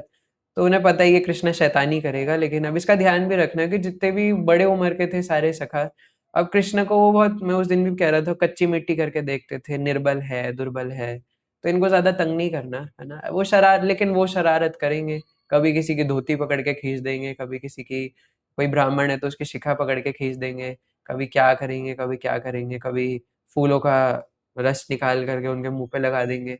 तो अलग-अलग प्रकार से उनके साथ हरकतें करते थे। अब क्या बोले सखा भी कई बार जो सेम उम्र के तो गाली देते थे, जो थोड़ी बड़ी उम्र के थे वो बेचारे उन पे दया करते थे कि क्या बोले अब इस नीलमणि को, है ना? मानेगा तो ये है नहीं, अपनी हरकतों से बाज तो आएगा नहीं। तो उनके मन में कभी भद्रता तो रह ही नहीं सकती कि वो इनोसेंस से चुपचाप बैठ जाए। उनको हमेशा ये रहता था कहाँ से किसको क्या कैसे तंग कर दूँ। तो प्रलंबासुर देख रहा था तो उसने सोच फिर वो आया, अब रस्साकशी खेलते थे कभी-कभार। तो प्रलंबासुर आया और सीधा कृष्ण के पास आया और कृष्ण से बोला कि मैं आपसे दोस्ती करना चाहता हूँ, हैप्पी फ्रेंडशिप डे। अभी गया था, है ना? तो फ्रेंडशिप बैंड बांधा उसने कृष्ण को। तो भगवान बोले, अरे वाह! ना तुम हमारे साथ खेलना चाहते हो? हाथ पकड़ लिया भगवान ने प्रलंबासुर का। बोले आओ, है ना? आओ क्योंकि पिछले जन्म में हरि भक्त था और गंधर्व लोक में, और वहाँ पे वैसे भी उसके संस्कार अच्छे थे, है ना, पूर्व जन्म के, इसलिए भी वो भगवान से पंगे नहीं लेना चाहता था। तो बोलता है कि मैं आपका सखा बनना चाहता हूँ। भगवान ने एकदम उसको हाथ पकड़ करके बोला, देखो हमारा एक नया सखा आया है। और सब लोग बोले कि भैया कौन है, कहाँ से आया, कम से कम पूछ तो लेते, सीधा घुसा लिया। चलो ठीक है, अब नंदन-नंदन ने बोल दिया तो उनके सामने कोई क्या ही बोल सकता है। तो किसी ने कुछ नहीं बोला, है ना? कोई कुछ नहीं बोल सकता कृष्ण को। तो उन्होंने घुसा लिया तो घुसा लिया। तो अब सब लोग बोले क्या खेल खेले, तो प्रलंबासुरी जो बन गया था, ग्वाला बन गया था, उसने बोला कि अरे तुम लोगों को खेलना नहीं आता, मैं कुछ नया खेल बताता हूँ। तो उन्होंने बोला अच्छा तेरे पास नया खेल है, नए सखा, क्या खेल है तेरे पास? कृष्ण पूछते हैं तो बोलते हैं कि देखो हम लोग ऐसा करेंगे कि हम लोग कुछ-कुछ चैलेंज करेंगे, खेल खेलेंगे और फिर उसके बाद जो जीतेगा ना, जो हारेगा वो घोड़ा बनेगा और जो जीतेगा वो उस घोड़े के ऊपर बैठ कर के जाएगा और इस प्रकार से घोड़ा-घोड़ा करेंगे फिर। तो पहले लेकिन चैलेंज करेंगे, आँख में चोली खेलेंगे और फिर जो हारेगा वो फिर घोड़ा बनेगा। तो भगवान ने बोला अरे ये तो मस्त है, चलो ऐसा ही करते हैं। अब तुम ही बता रहे हो तो तुम भी बता दो कि टीम कैसे बाँटेंगे? तो फिर प्रलंबासुर ने टीम बाँटी, तो पहले ही प्लान बना के आया था कि बलराम जी को उठाना है। तो उसने बलराम जी को अपोनेंट पार्टी में रखा, है ना? और खुद कृष्ण की पार्टी में आ गया। कृष्ण एक पार्टी, क्योंकि कृष्ण उस पार्टी में नहीं होने चाहिए, नहीं तो पता चले कृष्ण को उठा के भागना पड़ रहा है। तो कृष्ण एक पार्टी में, बलराम जी अपोनेंट पार्टी में और खुद वो कृष्ण की पार्टी में रहा और कृष्ण के अलग-अलग स्तोत्र कृष्ण ये सब, है ना? उनके पार्टी में है और काफ़ी सारे सखा बलराम जी की पार्टी में। तो दोनों फिर रेस लगाने लगे। अब प्रलंबासुर चाहता तो तेज़-तेज़ भाग करके जा सकता था, पर गया नहीं क्योंकि वो तो असुर था। वो तो एक स्टेप में सीधा कूद करके जा सकता था, इतना लंबा था। लेकिन वो नहीं गया जानबूझ के क्योंकि उसका षड्यंत्र था।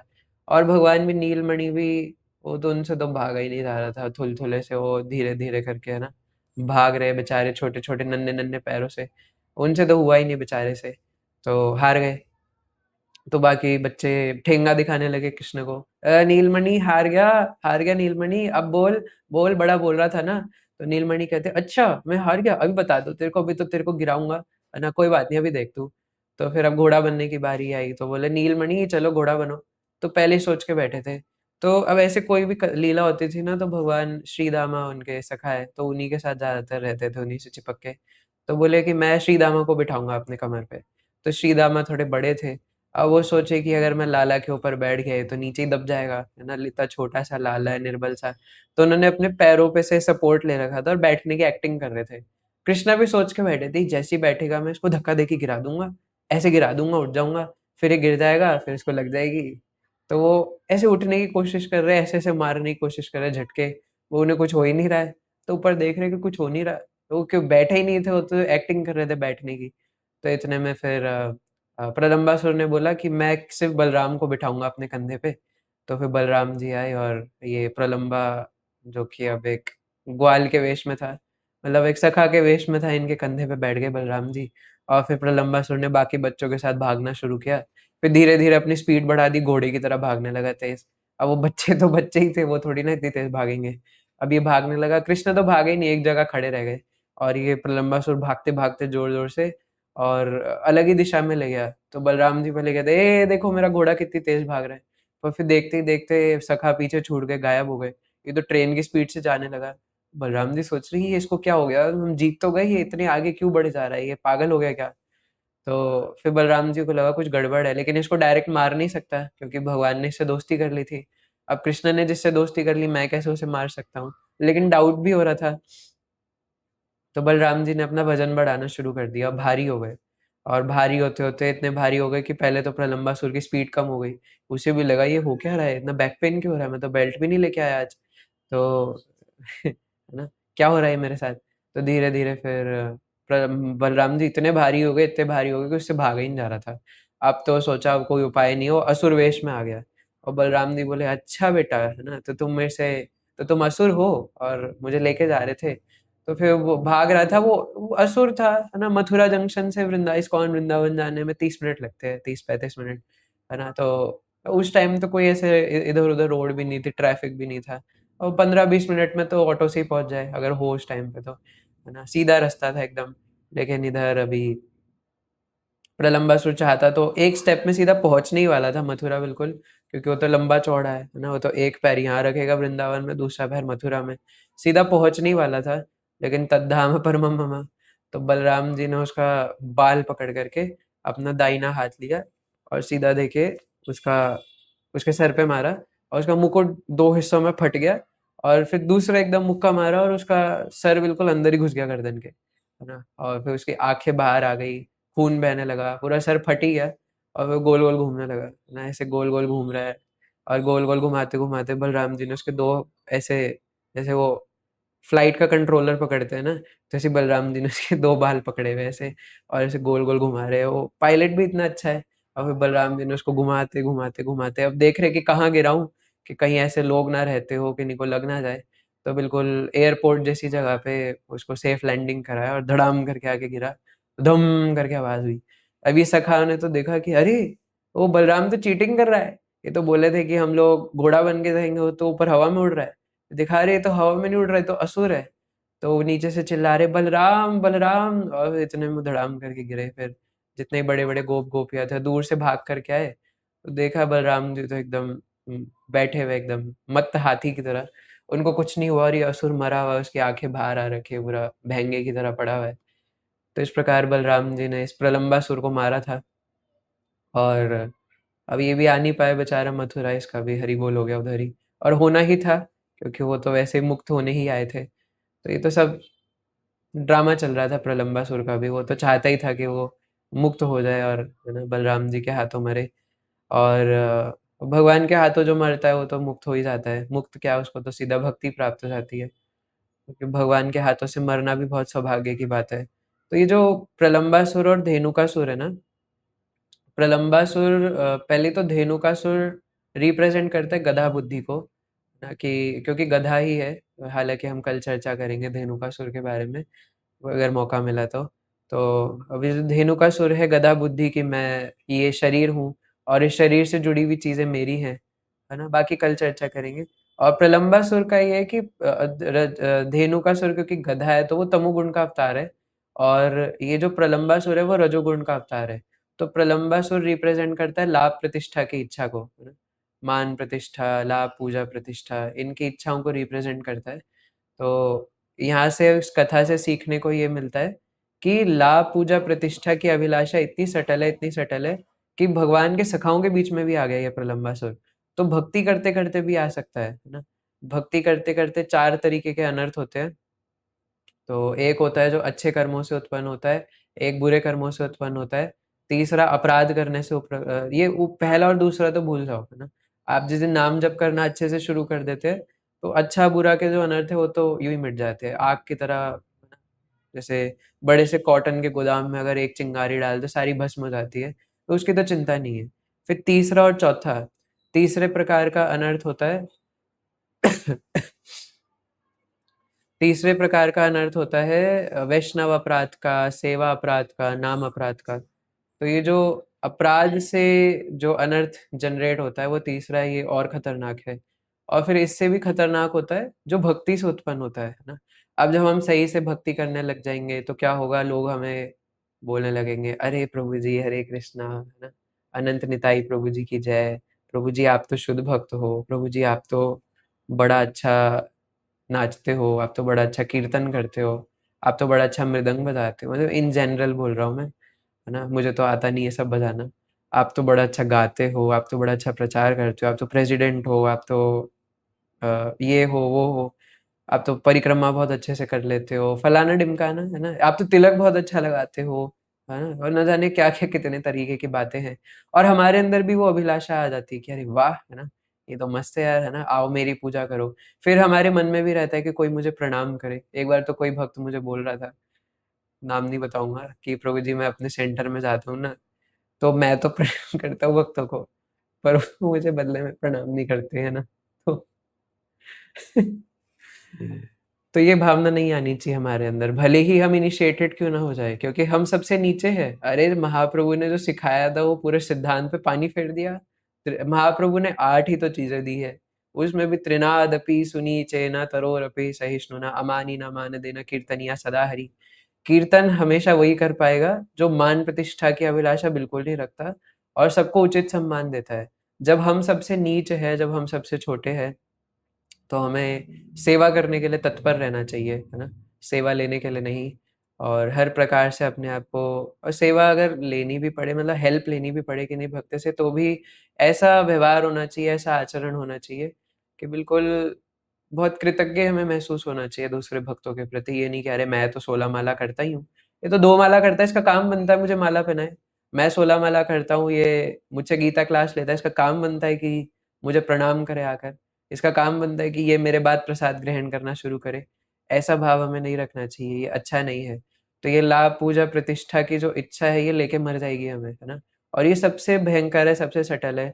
श्रील गौर गोविंद महाराज तो कहते थे कि किसी व्यक्ति ने सब कुछ त्याग दिया ना वृंदावन में, मतलब पैसा नहीं है बिल्कुल भी, फटे हुए कपड़े पहन के वृंदावन में घूम रहा है, ऊपर का तो है ही नहीं, फटी हुई धोती पहन के घूम रहा है ना? फिर भी पता है ये हो सकता है मन में आ जाए कि देखो मैंने तो सब कुछ छोड़ दिया। तो त्याग का अहंकार, है ना? कि मैंने सब कुछ छोड़ दिया और मैं सब कुछ छोड़ करके वैरागी बन करके, है कोई मेरी तरह? मैं देखो कितना वैरागी हूँ, वैरागी बन के घूम रहा हूँ।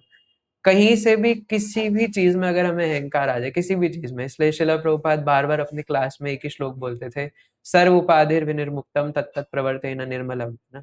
तो हमारे ऊपर जो महाराज आज सुबह क्लास में बता रहे थे कि हमारे ऊपर जो कवरिंग्स है उन्हें हटाना पड़ेगा, तब हमें भगवान का चिंतन स्मरण होगा।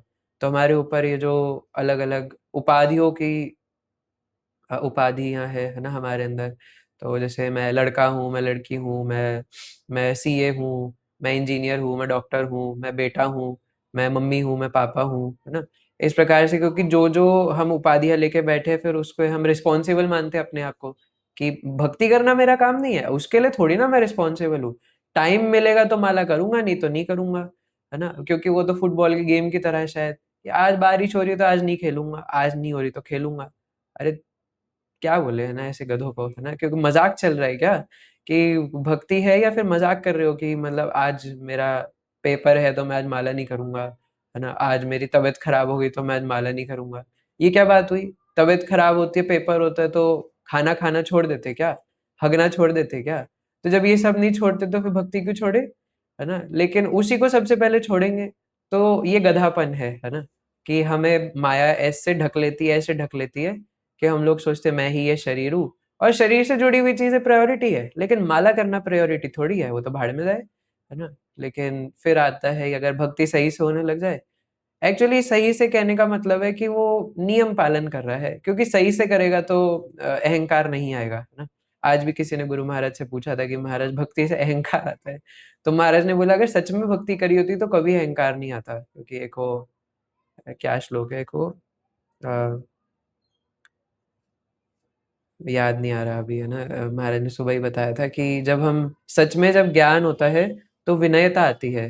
क्या बस पता है क्या श्लोक है? कृष्णा प्रभु, दो ये 3 लाइन का है, मतलब 3 शब्दों का है।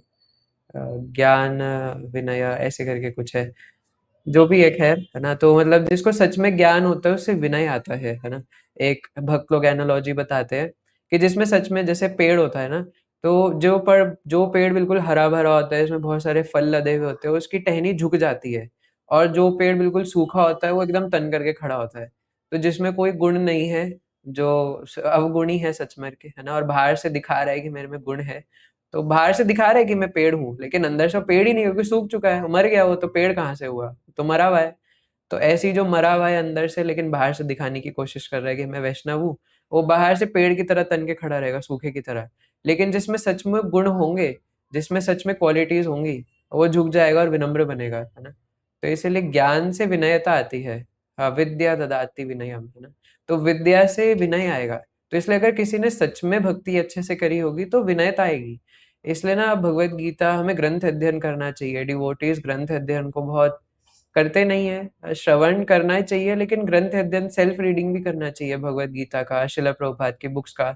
शिला प्रभुपाद ने वो ग्रंथ देने के लिए रात को एक एक घंटा सोते थे बस, शिला प्रभुपाद, है ना?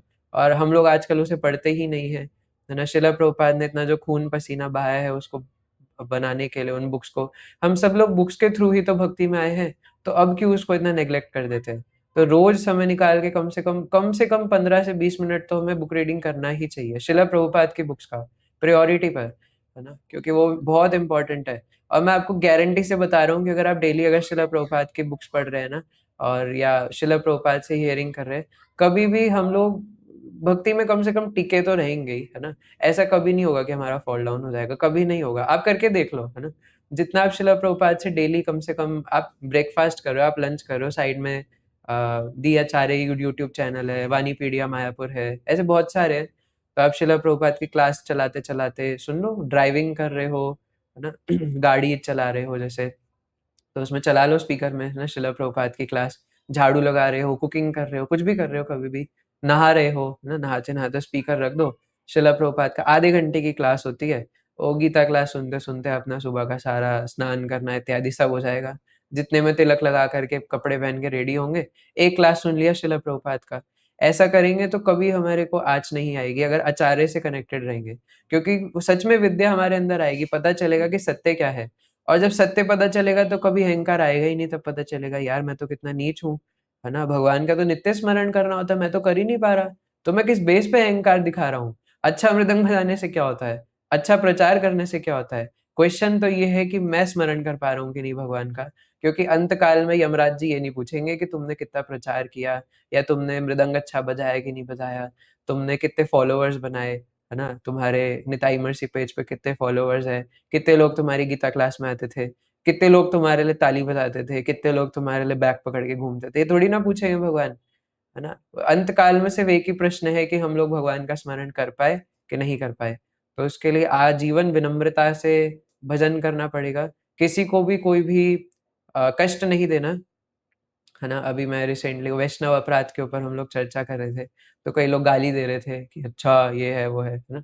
अभी मैं सुन रहा था, श्रील जीव गोस्वामी अपने संदर्भों में बताते हैं कि वैष्णव अपराध की तरह जीव अपराध भी होता है।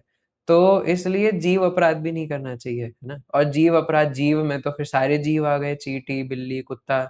और यहाँ पे तो ऐसे भक्त, है ना, ऐसे मनुष्य, मनुष्य में भी जो नाम जप रहे हैं, भले ही उनके अंदर कुछ उल्टी-सीधी हरकतें करते हैं कई लोग, है ना? पहली बात तो हम ये कह ही नहीं रहे थे कि हम लोग उनको ना सही बोल रहे हैं। जो गलत है वो गलत है, लेकिन उनका बात का बतंगड़ बनाने से कुछ नहीं होगा, जस्ट टॉपिक ये था, है ना? तो इसलिए, लेकिन जीव अपराध, है ना? तो किसी भी जीव को कष्ट नहीं देना है। और मतलब ये चीज़ तो मैं कहूँगा कि गुरु महाराज और इवन मेरे काउंसलर, है ना, हिज ग्रेस गजेंद्रपति विष्णु प्रभु जी, मतलब प्रभु जी का एक ही रहता है, मतलब कि भक्ति सही से हो या ना हो, बट एक चीज़, है ना? क्योंकि ये आप बोलोगे कि अरे ऐसा कहाँ पे लिखा है? भगवत गीता में भी भगवान कहते हैं विद्या विनय संपन्ने ब्राह्मणी गवी हस्तिनी, है ना? कि जो विद्या से संपन्न होता है वो ब्राह्मण को, कुत्ते को, गाय को, चंडाल को, हाथी को एक नजर से देखता है। इवन श्रीमद् भागवतम में भी बताया कि जो सच में साधु होता है, जो सच में भक्त होता है, वो सबको एक नजर से देखता है। तो कभी भी अपने आप को, क्योंकि जहां हम लोग किसी में दोष दर्शन करने लगे, इसका मतलब है कि आप अपने आप को सीनियर मान चुके हो, है ना? तो बताएँगे तो है नहीं किसी में, ख़ैर बता तो देते ही है, चुगली करने में तो एक्सपर्ट है। ये नहीं कि भगवान की कथा चर्चा कर ले, कहीं मिलेंगे तो किसके घर में क्या चल रहा है वो। पहले ऐसे कई लोग ऐसे मज़ाक में कहते थे कि ये माताओं की आदत होती है, स्त्रियों की, वो मुझे नहीं लगता ऐसा है। आजकल तो सारे मिलके, और इस्कॉन में आने के बाद तो और दुगने हो जाते हैं, मीडिया और पावरफुल हो जाती है ना? वो ले दे के किसके घर में क्या चल रहा है, किसकी भक्ति में क्या चल रहा है ना? मतलब इतना तो साक्षी माला को भी नहीं पता होगा कि उस बंदे ने कितनी माला करी है, लेकिन उस सामने वाले को पता होता है। इतने इतने चुगली की आदत है, इतने बड़े चुगलखोर हैं, ले-दे के मतलब अपने आप को। और मैं आपको बता रहा हूँ, अगर आपके मन में कभी भी ऐसा आता है ना, आता ही है जनरली, है ना? क्योंकि हम लोगों की आदत ही वैसी है, मेंटालिटी वैसी है शुरू से। तो आप देखो, एक चीज़ बता रहा हूँ, है ना? क्योंकि मैं भी उसी उसी में हूँ, मैं कोई प्लूटो से तो आया नहीं हूँ, है ना? तो अपने एक्सपीरियंस से और जो भी हमने सीखा है, तो ऐसा होता है कि जब भी आप अगर किसी में दोष दर्शन कर रहे हो ना, आप अपने मन से पूछो, आपका मन आपको ये बताने की कोशिश कर रहा है कि तू इस व्यक्ति से सीनियर है। जैसे मान लो कि मैं रोहित प्रभु जी में दोष दर्शन कर रहा हूँ, कुछ भी। अरे रोहित प्रभु जी तो जपा सेशन में नहीं आते, तो खैर मेरा काम है ना कि मैं उनको डांटूं, उनको बुलाऊं। लेकिन मान लो कि मैं, मेरा ये अधिकार नहीं है कि मैं रोहित प्रभु जी को डांटूं या बुलाऊं, और मैं उनको कह रहा हूँ ये तो जपा सेशन में नहीं आते, है ना। अरे देखो मैं तो रोज जपा सेशन में आता हूँ, अरे वाह, है ना। कौन है जो रोज जब वरुण प्रभु जी आते हैं ना। मान लो वरुण प्रभु जी सोचने लगे कि अरे देखो ये रोहित प्रभु जी तो आते ही नहीं, अरे देखो ये कृष्णा प्रभु तो आते ही नहीं, मैं तो रोज आता हूँ, मैं तो रोज जपा सेशन में आता हूँ, देखो मैं कितना अच्छा भक्त हूँ। तो उनका मन उनको ये बार बार बताने की कोशिश कर रहा है, वरुण तो रोहित से सीनियर है ना। और जहां ये भाव आ गया, गए, है ना। भले ही आप उनसे अच्छे से भक्ति कर रहे हो, लेकिन ये भाव लाने की क्या जरूरत है ना। वो अपनी जगह करे, आपका अधिकार है क्या ये जानना कि वो सही से कर रहा है कि नहीं कर रहा। तो ये उनके गुरु का अधिकार है कि वो उनको डांटे, उनके काउंसलर का अधिकार है। हमारा अधिकार नहीं है कि हम किसी को डांटे, फटकारे, कुछ बोले। हाँ, अगर आप किसी पे कुछ बोलना चाहते हैं तो दया के भाव से बोल सकते हैं। जैसे अगर जैसे अगर वरुण प्रभु जी को लगे कि यार रोहित प्रभु जी आ नहीं रहे, है ना, क्यों को माया इतनी स्ट्रांग है, तो कोई बात नहीं, एक बार कॉल कर लेता हूँ, रोहित प्रभु जी जपा सेशन में आ जाइए। हालांकि वो आते हैं, मैं जस्ट एक एग्जाम्पल के लिए कह रहा हूँ। तो या वो देखे कि कृष्णा प्रभु आजकल नहीं आ रहे, या कोई भी नहीं आ रहा है, ऐसे कोई भी नाम ले लेते हैं, भाई मुझे तो दिख रहे हैं स्क्रीन पे।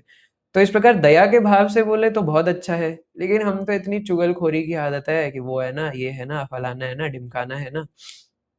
तो नलकुंवर मणिग्रीव में कोई भी क्वालिटी नहीं थी, है ना, कोई गुण नहीं था उनके अंदर, सब उल्टे काम करे हुए थे, स्त्रियों का संग कर रहे थे निवस्त्र होकर के, दारू पी रहे थे, है ना। नारद मुनि ने आकर के बोला कि तुम क्या कर रहे हो बेवकूफो, और उनको पेड़ बना दिया। 36,000 साल बाद उनका उद्धार हुआ था। तो ऐसा नहीं कि कल ही हो जाएगा, है ना, लेकिन हो जाएगा।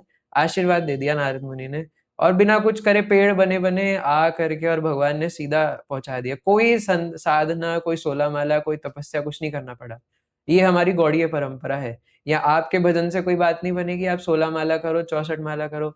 कई लोग अपने गुरु को छोड़ करके बाहर चले जाते हैं, प्रेमानंद महाराज से सुनेंगे, इधर सुनेंगे, उधर सुनेंगे, है ना। कई लोग कहते हैं कि 16 माला की जगह 64 माला करेंगे, राधा कुंड में कुटिया बनाएंगे, वहीं रहेंगे, स्नान करेंगे। अरे इससे कुछ नहीं होगा।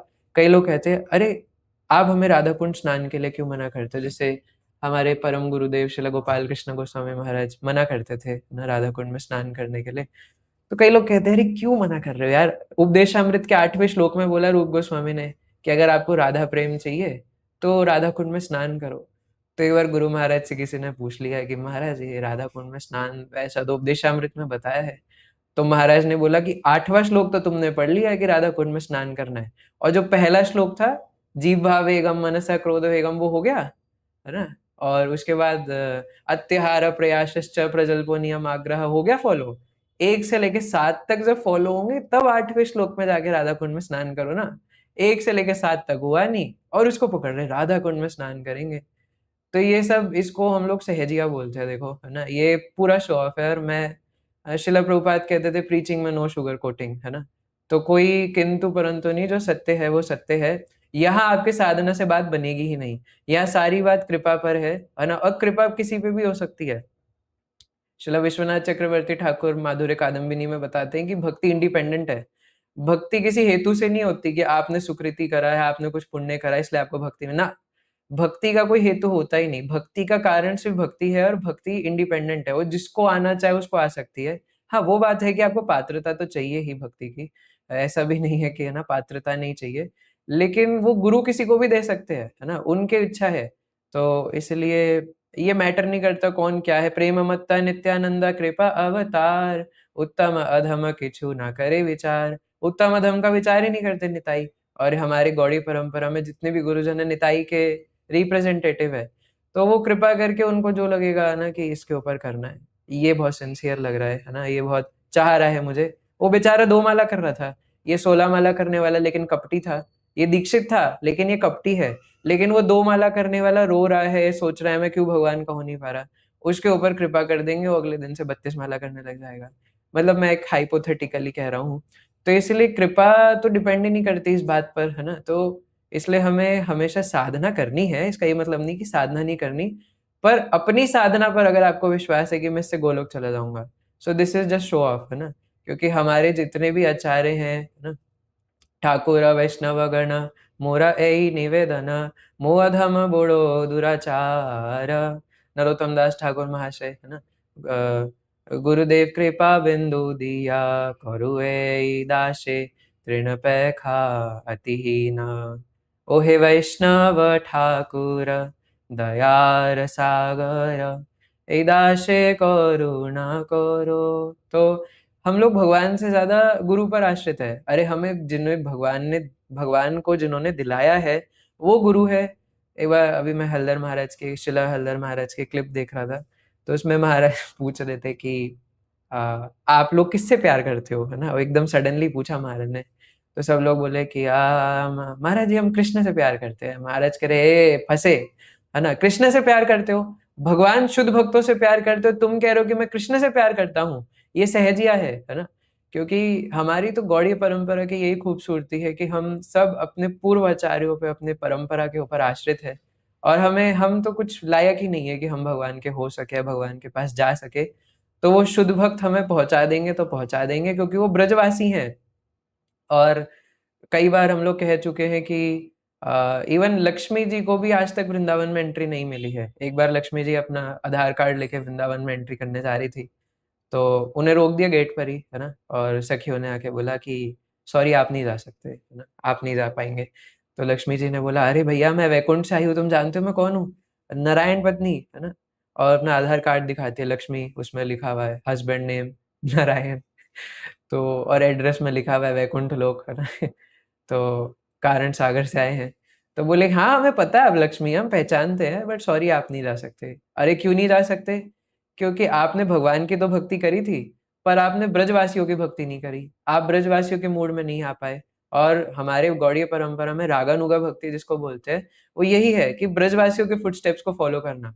और हमारी जितनी भी परंपरा में आचार्य वो सारे ब्रजवासी है ना। उनके कभी हुए नहीं और सीधा भगवान को लक्ष्य कर रहे हैं, ऐसे कभी भगवान मिलेंगे ही नहीं, है ना। ये तो बात है कि भगवान ने गीता में बोला है, लेकिन उससे एक स्टेप फर्दर हमारी गौड़ीय परंपरा में अगर उस मूड को हम समझे, तो जब ब्रजवासियों के नहीं हुए, जब भगवान के धाम के नहीं हुए, भगवान के भक्तों के नहीं हुए, तो भगवान के कैसे हो जाएंगे, है ना। तो इसलिए लक्ष्मी जी को भी रोक दिया और बोले आप नहीं जा सकते। तो आज तक भी लक्ष्मी जी ऐसे कहते हैं कि बेलवन में तपस्या कर रही हैं ताकि उन्हें वृंदावन की लीलाओं में एंट्री मिल जाए, है ना। तो हमें सिखाने के लिए कि बिना ब्रजवासियों की सेवा के, बिना ब्रजवासियों में मन लगाए भगवान में मन नहीं लगेगा। तो उस दिन तो हम धाम के विषय में चर्चा कर रहे थे कि धाम में मन लगे, और धाम के साथ साथ भगवान के भक्तों में, ब्रजवासियों में पहले, क्योंकि वही तो हमें भगवान के पास ले जाएंगे, ऐसे डायरेक्ट थोड़ी ना भगवान के पास चले जाएंगे। तो वो जितने भी हमारे परंपरा के आचार्य हैं, वो सारे पूर्वाचार्य, सारे हमारे ब्रजवासी है। तो उन ब्रजवासियों के ही हम लोग चरण आश्रित है, तो उन्हीं से हमें प्रार्थना करनी चाहिए, है ना। तो अभी परसों बलराम पूर्णिमा है, और इस प्रकार बलराम जी ही हैं जो ये अहंकार की भावना मिटा सकते हैं। और ये जो गधा बुद्धि है, तो बलराम जी किसको रिप्रेजेंट करते हैं? आदि गुरु है ना। तो इसलिए बलराम, यहाँ से इस कथा से ये भी सीखने को मिलता है कि गुरु ही है सच में जो हमारी गधा बुद्धि को और मान प्रतिष्ठा की अभिलाषा को हटा सकते हैं। तो इसलिए कई बार हम लोग बहुत डरते भी हैं कि भक्ति में मान प्रतिष्ठा की अभिलाषा आ जाएगी, लेकिन अगर गुरु से सचमुच में सही भावना से कनेक्ट हो तो नहीं आएगी, है ना। ऐसा शास्त्रों का मत है ना। तो बाकी हम लोग हमेशा गुरु की सेवा में रहे, विनम्र रहे, और जो गुरु की सच में सेवा में हमेशा लगा है उसको पता है कि मैं जो कुछ भी, अगर मेरे पास उपलब्धियां है भी, मेरी खुद की उपलब्धि, और जो कुछ भी दिख रहा है सामने कहने की सो कॉल्ड उपलब्धि, तो वो भी एक्चुअली गुरु की ही है ना। गुरु महाराज के प्रताप की वजह से सब कुछ हो रहा है ना। शिला प्रभुपाद के रहते रहते शिला प्रभुपाद ने इतने सारे मंदिर बनाए ग्लोबली, और शिला प्रभुपाद के जाते ही ना बहुत भूकंप आ गया था इस्कॉन के अंदर, है ना। ऐसे ही जब श्रील गोपाल कृष्ण महाराज गए थे तब भी हुआ था, है ना। तो मतलब स्टेबल हो जाता है क्योंकि वो अपने रिप्रेजेंटेटिव्स को छोड़ करके जाते हैं, लेकिन कुछ समय के लिए भूचाल आ जाता है ना। जैसे ही वो डिसअपियर होते हैं, वो जाते हैं श्लोक को छोड़ करके, और तब सच में पता चलता है। शिला हलदर महाराज ने तो पहले ही बोला था, है ना, कि जब आपके गुरु चले जाएंगे ना, तब आपको पता चलेगा कि आप भक्ति किसके वजह से कर पा रहे थे, है ना। माला उन्हीं बंद हो जाएगी, सब कुछ में ऐसे रुकावट सी आ जाएगी। हालांकि गुरु हमारे पास हमेशा है, पर हमने कभी उस रूप से उन्हें देखा ही नहीं था, तो एकदम सब बंद हो जाएगा। तो एक्चुअली वो हमारे लिए प्रार्थना कर रहे थे, वो हमारे ऊपर कृपा करे हुए थे, उनका प्रताप था, वो हमारे लिए प्रार्थना कर रहे थे, इसलिए हम भजन कर पा रहे थे। आप जपा सेशन में इसलिए नहीं आ पा रहे उठ करके कि मैं उठ गया, मैं अपने अलार्म से उठ जाता हूँ, नहीं। अरे वो गुरु लोग और गुरु के जो रिप्रेजेंटेटिव्स है वो आपके लिए आए दिन प्रार्थना कर रहे हैं, है ना, कि हे भगवान ये आ जाए, हे भगवान ये भक्त बन जाए। वो हमारे लिए प्रार्थना कर रहे हैं तो हम टिके हुए हैं, है ना। तो इसलिए हमें नारद मुनि की तरह, है ना, अगर कोई शुद्ध भक्त हमारे लिए प्रार्थना कर दे, है ना, तो हमारा बेड़ा पार हो जाए, है ना। तो ठीक है ना, मैं जो कथा बोलनी थी तो बोल नहीं पाया, समय हो गया, ऊपर ही हो गया, तो हम यही विराम देंगे। किसी का कोई फिलोसॉफिकल क्वेश्चन है ना जो हमने चर्चा किया तो पूछ सकते हैं हैंड रेस करके।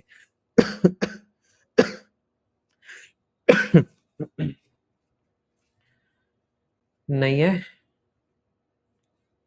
ठीक है, तो हम यही विराम। ओके, लक्ष्य प्रभु जी, तो ये प्रभु जी आज हमारे साथ आज ही जुड़े हैं। हरे कृष्णा प्रभु जी। हरे कृष्ण प्रभु जी, दंडवत प्रणाम। Am I audible? Yes yes Prabhu ji, प्रणाम। थैंक यू प्रभु जी, बहुत बहुत सुंदर कथा Prabhu ji, so much to learn. Prabhu ji, जो आपने गुरु तत्व के बारे में शेयर किया जी कि गुरु के आश्रय से ही, गुरु की कृपा से ही होता है, तो मतलब एक पर्सनल टाइप क्वेश्चन है कि हमें रियलाइज होता है कि हमारे हृदय में कि ये हमारे गुरु हैं, बट मेरी लाइफ में ऐसा होता है कि मैं बार बार उनसे दूर क्यों चला जाता हूँ। अपने लोवेस्ट फेजेस में उनका शेल्टर ज्यादा लेना चाहिए, बट मैं अपने लोवेस्ट में तो उनसे बहुत दूर हो जाता हूँ और बार बार कनेक्शन वीक हो जाता है। बट जब बाद में हेल्पलेसनेस आती है, मतलब हेल्पलेसनेस में हम we call out to Krishna, but हमेशा तब वही होते हैं। बट जब वीकेस्ट पॉइंट में होता है तब तब उनसे कनेक्शन दूर हो जाता है। तो क्या वही मेरे सच्चे गुरु हैं? मतलब सच्चे प्रभु गुरु हैं जी, बट मेरी श्रवण करने में रुचि नहीं मैं हो मैं पाती। जितना समझता हूँ प्रभु जी कि अगर हम गुरु से श्रवण नहीं करेंगे रेगुलर बेसिस पे तो कनेक्शन लूज हो ही जाएगा। तो इसलिए अगर हमें कनेक्शन बना करके रखना है तो अभी तो हमारे पास व्यवस्था ऐसी कि यूट्यूब है, सब कुछ है, तो रेगुलर बेसिस पे श्रवण करते रहे अपने गुरु से, तो कनेक्शन स्ट्रांग रहेगा। और ऐसे भक्तों से जो गुरु सेवी हैं, है ना। एक्चुअली हमारे लिए गुरु से भी ज़्यादा ज़रूरी पता है वो भक्त है जो गुरु सेवी है, क्योंकि वो हमें सिखाएंगे कि गुरु की सेवा कैसे होती है ना? तो वो कितने गुरु से अटैच्ड है ये देख करके। तो पता आपने नहीं, ऐसा लगता है सालों बीत रहे हैं बट मैं अपना कनेक्शन गार्ड नहीं कर पाया। वही प्रभु जी श्रवण से ही होगा, आप करते डेली श्रवण गुरु से। नो प्रभु जी, बस वही बात नो है, प्रभु जी। आप रेगुलर बेसिस पे अपने गुरु महाराज से श्रवण करेंगे तो नहीं होगा ऐसा, डैम श्योर। हाँ जी Prabhu ji, I try, thank you so much. जी। और सबसे पहले हमें अपने प्रायोरिटी पर, हम ना, हम लोग 100 लोगों को श्रवण कर लेते हैं दुनिया में लेकिन अपने गुरु से ही नहीं करते। तो हमारी फर्स्ट प्रायोरिटी शिला प्रभुपाद और हमारे गुरु होने चाहिए। उसके बाद टाइम मिले तो कहीं और से सुन सकते हैं, है ना। मैं तो इवन ये भी कहता हूँ कि आप शिला प्रभुपाद और गुरुजनों से सुनिए। आपको अगर समय नहीं मिलता आप इस क्लास में भी मत आइए, है ना। लेकिन अपने शिला प्रभुपाद से और गुरुजनों से सुनना फर्स्ट प्रायोरिटी है ना।